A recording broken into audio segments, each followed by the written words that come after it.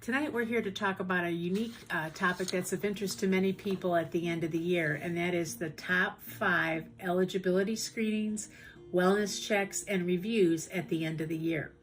You know, the last quarter comes, fall is here, we're getting ready for the holidays, but we don't want to lose sight of the fact that we need to do a little status update to see where we're at as we begin to plan for the new year. So what do we need to accomplish in order to get us to that fresh start in January? Well, we need to take a look at kind of the year in review and a status, as I mentioned. So the first eligibility screening topic that we're going to talk about tonight is just that, eligibility screening. You may have heard of a software package that's called benefitscheckup.org. This is available actually in a self-serve kiosk at many senior centers around the United States, and you may even find it at a library. You can also find it online. So it's benefitcheckups.org. And the program is really designed to help you navigate through a whole lot, maybe thousands of different programs on the local, state, and federal level without having to call up agencies and make appointments and do all that kind of legwork.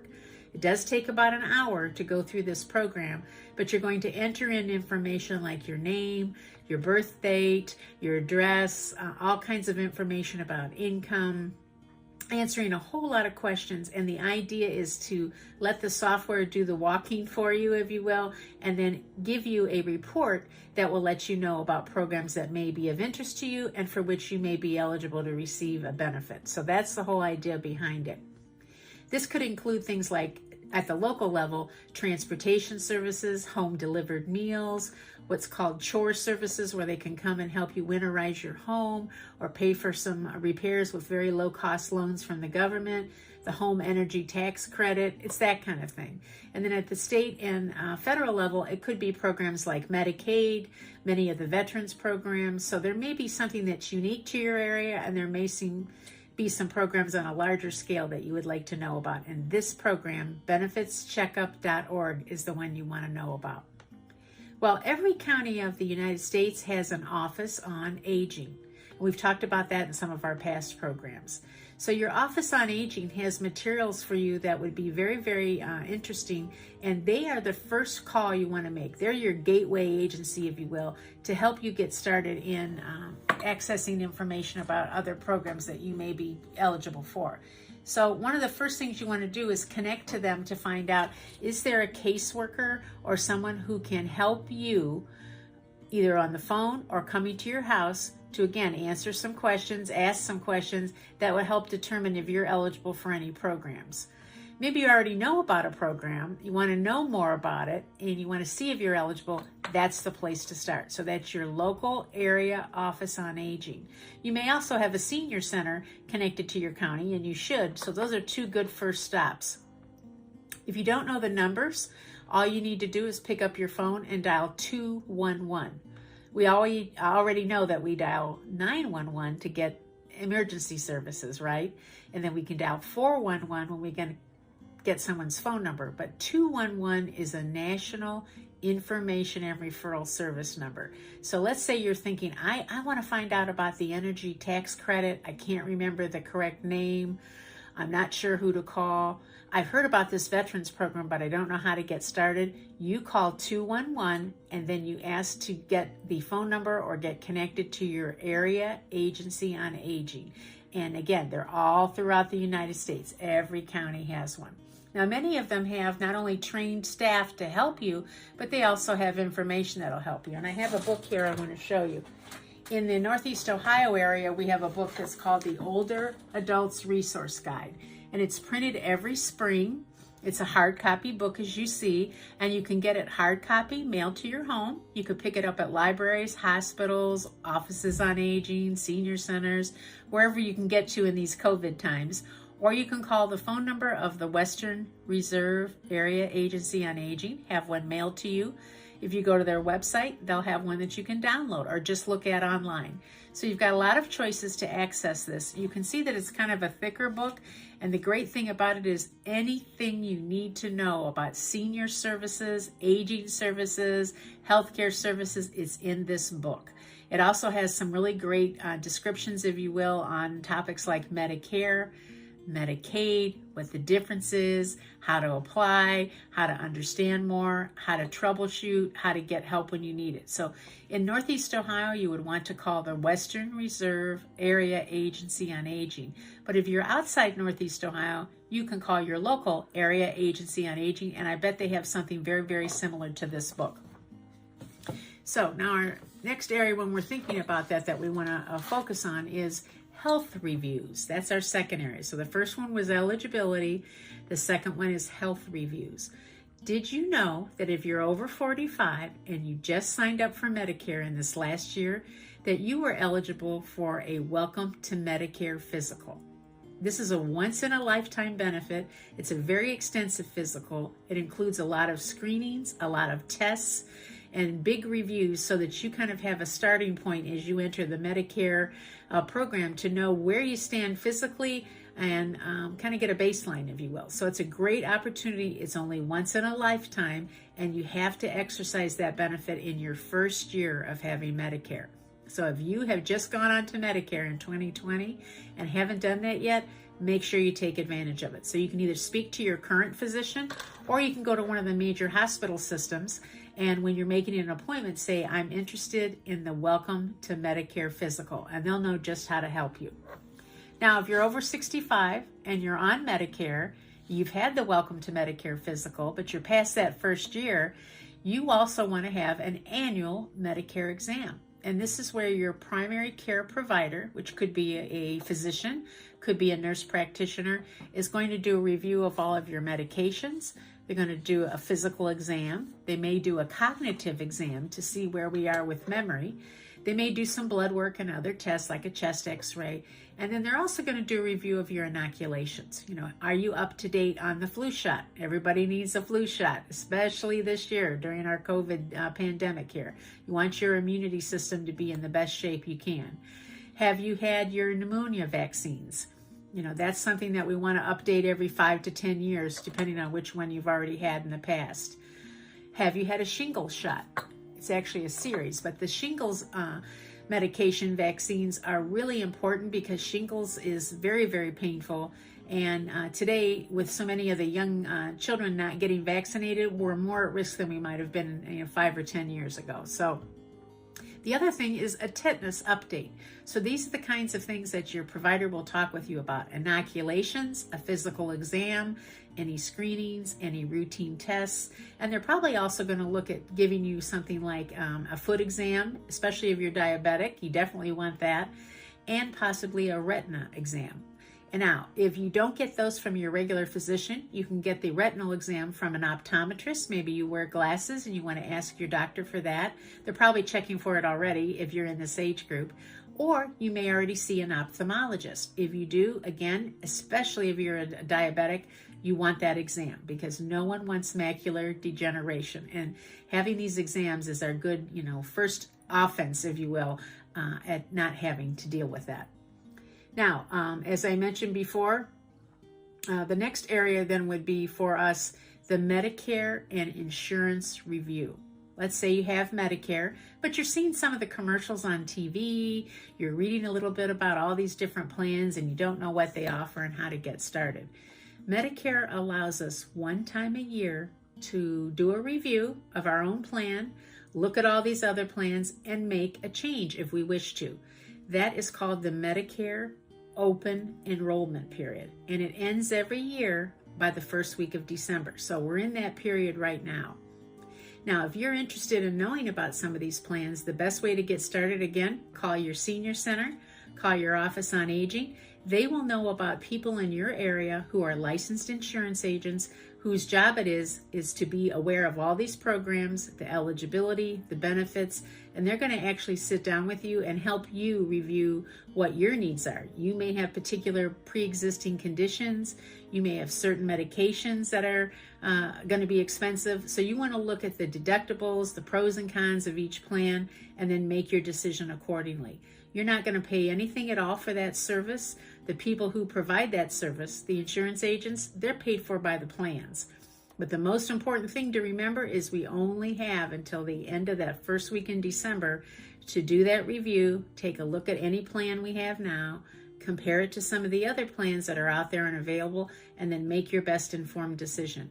Once you make that decision, you're stuck with that plan for the next year. So, shop wisely if you can.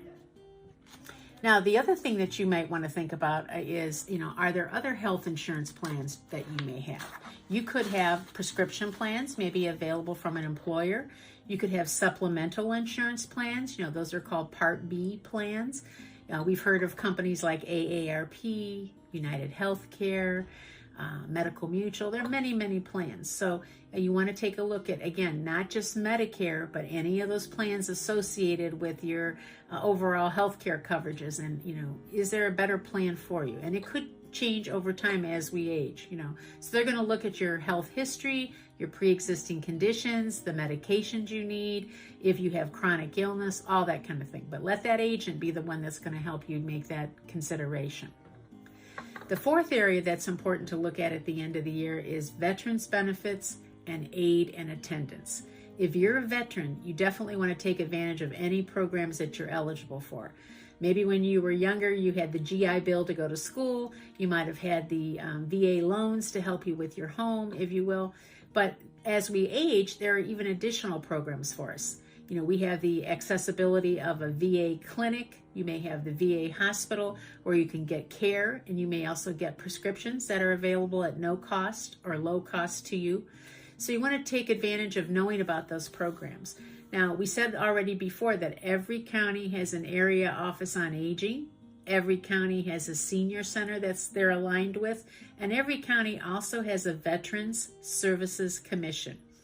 So the Veterans Services Commission is usually staffed by veterans, and their job is to speak with you, learn a little bit about your needs, find out about your service history, and help match you up with any programs that you might be eligible for.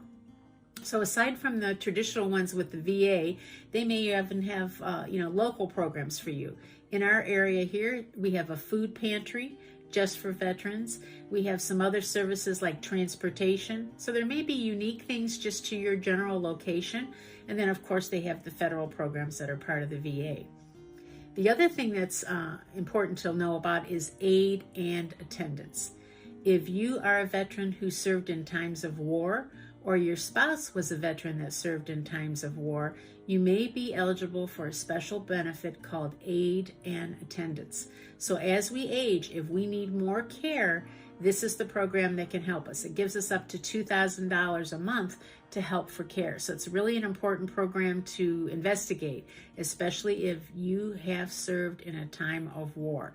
So your local Veterans Services Commission, first stop shopping. If you need to find out more about it, they'll help walk through the whole process with you. It does require access to military records, so you'll have to either produce those or they'll help you find them online. Everything's on computer today. So that's a most important benefit for us to find out about. And as we kind of talk through some of these programs, remember the most important thing then is to keep in mind, we're trying to do that end of the year review, get a status update, see if there's anything we need to tweak or take a look at, and is there anything that would be a benefit we haven't maybe known about in the past. Now, the next and last area is really the financial and legal review.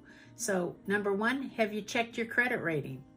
We can get a free report from the 3 credit bureaus once a year. So that's something you want to do just to make sure somebody hasn't accessed your account or taken advantage of you. You aren't a victim of somebody, getting a hold of your identity or something like that. So take a look at your credit rating, and you can do that with any of those 3 credit bureaus once a year. And you can easily find out about that. Are your advance directives up to date? This means your living will, your healthcare power of attorney. If you don't have forms and you haven't looked at this yet, you can get them at any hospital. Just call the main hospital number and tell them you'd like to get information about advance directives. They'll certainly help you. Your area office on aging will do the same thing for you. If you have an elder law attorney, they may have already taken care of this for you. So if you have a healthcare power of attorney, you want to make sure that you have copies of it available. So it's not just that you've signed it and you know about it and you have the paperwork, but if you've named someone as your healthcare power of attorney, like a child, an adult child, or a spouse, make sure they have copies and that they know about it. Make sure the hospital that you use frequently has copies of it so that there's no question about it. You may even have an important little paper file that you keep in the house of everything that's an important document for you. That's a good place for those things. If you have a living will, this is very important. If something should happen to you where you were not able to speak for yourself in the moment, you would want to know that your wishes were going to be carried out. So that's an important document to have. And again, that could be something you've done through one of these agencies like the Office on Aging or perhaps your elder law attorney. So if you've done those documents, make sure there are copies and they're available to those that would step in and assist you if you were unable to speak for yourself. And it's typically your adult child or maybe even your spouse. Now, if you are a person who has house insurance, homeowners insurance, car insurance, auto insurance, this is a good time to review those plans. You know, your local insurance agent should be able to take a look at your history. If you haven't made any claims, if you're at an older age, you're retired, you might want to look at your deductibles. Could you make some changes there?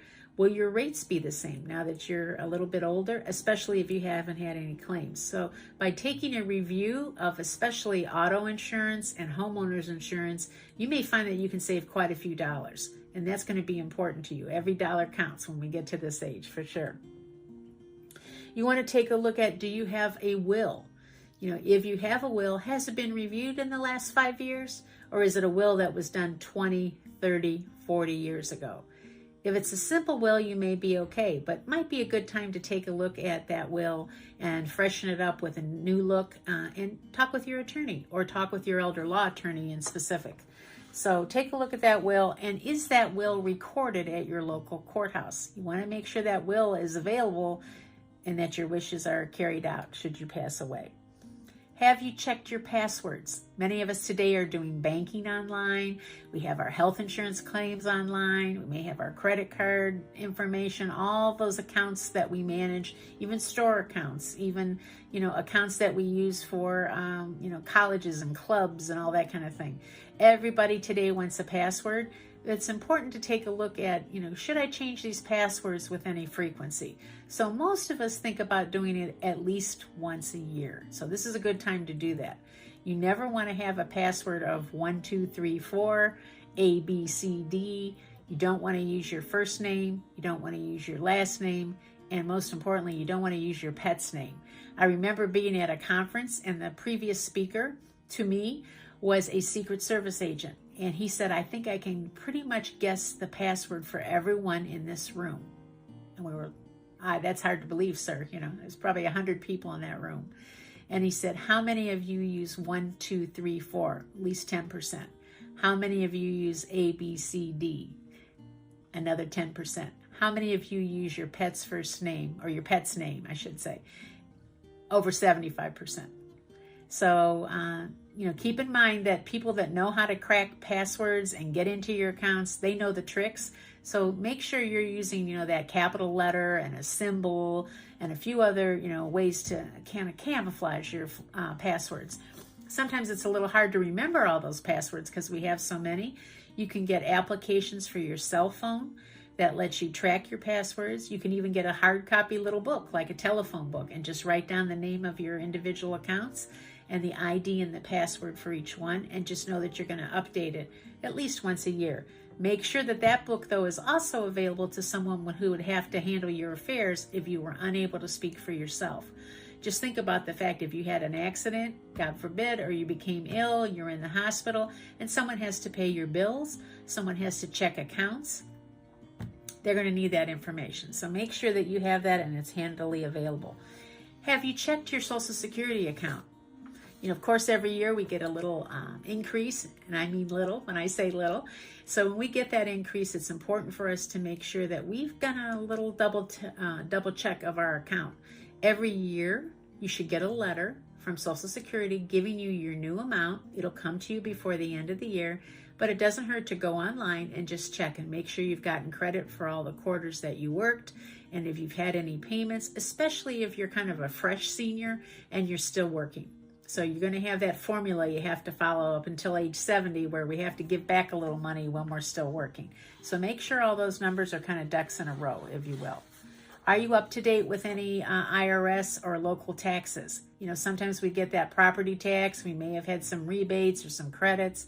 Make sure your home tax, your like real estate tax, is in the right amount. It's what you think it should be. Make sure your taxes have all been applied appropriately if you've paid them quarterly. Just again, ducks in a row, making sure we're good to go. Then above from that, I would say, you know, one of the next areas for us in terms of, legal affairs would be checking your actual pension plan, your 401k, and your bank accounts. You know, are they where you think they should be? Have the correct deposits been made? Today, so many of these deposits are made automatically. So if those been made correctly, your monthly income, maybe your pension, if you have annuities, if you have any interest payments, kind of just do a quick eye view and see if all of those have been taken care of. If you have credit card balances, this is a good time to kind of take a look at, are they high? If they're high and hard to manage, is it time to call consumer credit counseling? They're available all over the United States. They have advice, they have plans to help you kind of not have the stress of having too many high balances. They'll probably put you on a plan where you will pay the highest balances with the highest interest first. You may also want to take a look at your existing credit cards first and say, am I eligible for some 0% cards? If you've got a good credit rating and you've been a good customer, you may be eligible for that. You might also be eligible to make that phone call and say, you know, I've been a great customer, I've paid my bills on time, I have a little bit of a higher balance right now, can I skip a month? Or can I reduce my interest rate in some way? You know, go ahead and make that call. They can only say no, right?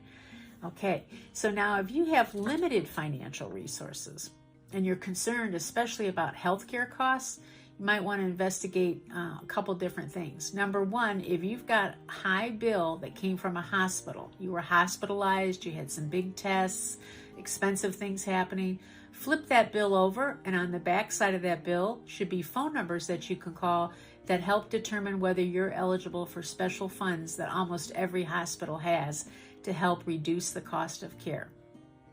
So they may have a program you're eligible for. They may also give you the opportunity to convert that bill into a zero interest loan from a bank that's actually owned by the hospital. And that way you can spread out those payments over time. There's no interest and you're not in jeopardy with your credit rating. A lot of people think I can just pay $5 a month on this bill. I have a $20,000 bill maybe from a surgery or something happened to me and I'm going to pay $5 a month. That is a myth. You cannot pay $5 a month. You need to have a plan to pay off the charge, negotiate the charge down, or again, have an assistance program that will help you. So work with the hospital on that if it's a hospital bill. If you have a physician's service that you're using and the cost is kind of high, you can also say, hey doc, what if I pay cash? Today, if you pay cash with physicians, they may give you a 10 or 20% discount. So it's worth it, especially with a dentist or somebody having a specialty service, if you will, dermatology, plastic surgery, something like that. It's always worth asking the question. That's all we can say. If you're struggling to afford your medications, talk with your pharmacist. The pharmacists know about all the discount programs that are available across the country. We see commercials for them. There's Good RX, there's Optum RX. You know, many of us get mail order medications, so we get that 90-day supply. If you're using generics, of course, that cuts the cost. You may only pay $10 for a month's supply of certain medications. But those discounts that are out there are all known to the pharmacist. So especially if you're taking a newer drug that's still under the patent in that first 7 years, they can be very expensive. Your pharmacist will know about any rebate or discount or coupon available from the manufacturer, and your doctor may know. So ask your doctor. They may even have samples or they will have coupons for you. So never hesitate to ask anyone like your physician or your pharmacist for help in knowing about lower income medications, generic medications, or ways to pay for your medications. Now, the other thing you might want to think about is, what if you need transportation to medical appointments, and that's a struggle for you? Again, your Office on Aging, your senior center may have some programs available to you from the county. But you may also find that if you're near a major hospital system and that's where you're receiving your care, they may have gone kind of high tech on us, and they may have what's called Uber Health, which means they've contracted with one of these national groups like Uber, and they're going to help arrange for your transportation and possibly even pay for your transportation. So be sure to ask about that if you're getting your care at a major hospital system. So tonight we've covered 5 areas of eligibility checks, wellness checks, and reviews at the end of the year. We talked about the eligibility screenings with the benefitscheckup.org.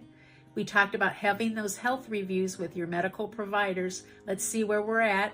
Are we getting that physical that's part of Medicare every year? Are you getting those inoculations? Are you up to date, especially with flu shot this year?